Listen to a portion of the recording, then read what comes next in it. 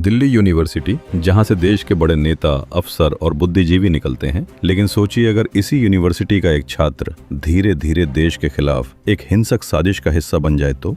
एक ऐसा नेटवर्क जिसमें सिर्फ 10 या 100 नहीं बल्कि 8000 से ज्यादा लोग जुड़े हों। क्या ये सिर्फ इकलौता केस है या फिर एक बहुत बड़े छुपे हुए खतरे की झलक? भारत में नक्सलवाद कोई नई समस्या नहीं है। 1960 के दशक से शुरू हुआ ये तथाकथित आंदोलन आज भी कुछ इलाकों में मौजूद है। पहले ये जंगलों तक सीमित था, जहां हथियारों के दम पर राज्य के खिलाफ लड़ाई लड़ी जाती थी। लेकिन जैसे ही समय बदला, वैसे ही इसके तरीके भी बदल गए। अब ये लड़ाई सिर्फ बंदूकों से नहीं बल्कि विचारों, नैरेटिव और शहरों के अंदर छिपे नेटवर्क से लड़ी जा रही है, जिसे आज के समय में अर्बन नक्सल नेटवर्क कहा जाता है। इस कहानी की शुरुआत होती है दिल्ली यूनिवर्सिटी के एक आम छात्र ऋतुपर्णा गोस्वामी से। एक ऐसा छात्र जो शुरुआत में बिल्कुल सामान्य था, क्लास, दोस्त, मस्ती और धीरे धीरे कुछ वामपंथी विचारों के संपर्क में आने लगा। पहले ये सिर्फ चर्चा थी, फिर सहमति बनी और फिर यही सोच उसकी पहचान बन गई। धीरे धीरे वो ऐसे लोगों से जुड़ता गया जो सिस्टम को पूरी तरह गलत मानते थे, और यहीं से उसकी एंट्री होती है एक बड़े अर्बन नेटवर्क में। ये सिर्फ अर्बन नेटवर्क में जुड़ने तक सीमित नहीं रहा,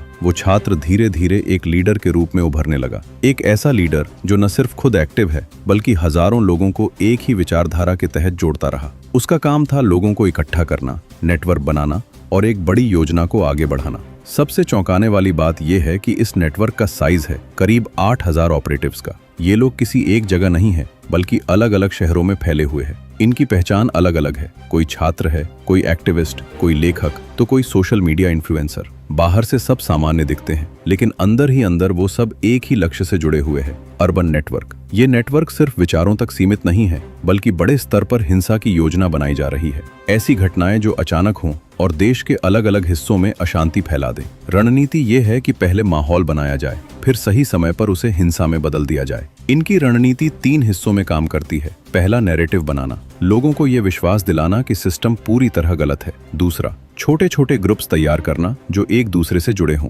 तीसरा, एक्शन, जब सही समय आए तो इन ग्रुप्स को एक्टिव करना, यानी पहले सोच बदली जाती है, फिर लोगों को जोड़ा जाता है और आखिर में उन्हें इस्तेमाल किया जाता है। ऐसी साजिशों का असर सिर्फ कानून व्यवस्था तक सीमित नहीं होता, ये समाज के अंदर भरोसा तोड़ते हैं, और जब लोगों को लगता है कि हर चीज एक साजिश है तो वो सिस्टम से दूर होने लगते हैं, और ऐसी स्थिति में लोकतंत्र सबसे ज्यादा कमजोर हो जाता है। लेकिन यहाँ एक सच्चाई और भी है। लोकतंत्र में सवाल उठाना जरूरी है, आलोचना भी जरूरी है, लेकिन जब सवाल तथ्यों के आधार पर नहीं बल्कि सिर्फ एक एजेंडा के तहत उठाए जाएं, तो वो सवाल नहीं रहते, वो एक टूल बन जाते हैं। एक ऐसा टूल जो धीरे धीरे पूरे सिस्टम के खिलाफ शंका फैलाता है। तो ये कहानी सिर्फ एक छात्र की नहीं है, ये कहानी है उस प्रक्रिया की जहां एक सामान्य इंसान धीरे धीरे एक खतरनाक नेटवर्क का हिस्सा बन जाता है, जहां विचार हथियार से भी ज्यादा ताकतवर हो जाते हैं। आज की लड़ाई सिर्फ जंगलों पर नहीं लड़ी जा रही, ये लड़ाई हमारे शहरों में, हमारी ही यूनिवर्सिटीज में और हमारे दिमाग के अंदर लड़ी जा रही है। अब सवाल आपसे है,